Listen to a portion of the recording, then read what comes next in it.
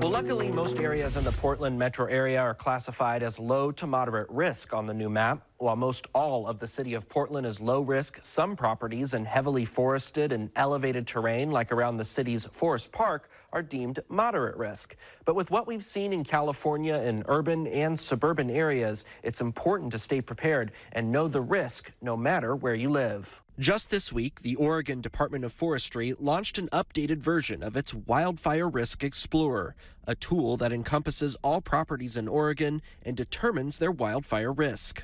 Looking at the whole state, the three colors represent different levels of risk, with green being low, purple being moderate, and orange being high risk.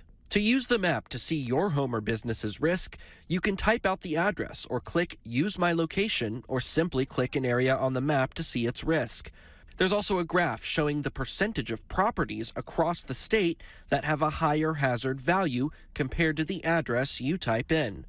According to the experts who developed the tool, each property has a unique hazard value assigned to it, and it's calculated based on the property's burn probability, which factors in climate, weather patterns, topography, and vegetation. State officials also stress that any property in both a high hazard area and area where wildland intersects with urban communities could be subject to new building codes and landscape regulations around their building to protect it from fire, like creating more defensible space or using fire-resistant building materials. Property owners are being sent a packet with more information.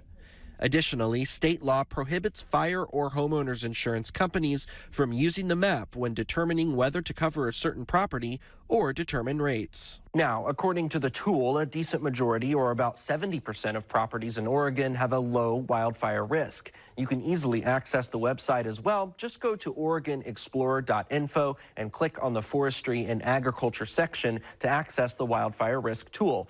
We'll also post a link on our website, kptv.com. In studio, Adrian Thomas, Fox 12 Oregon.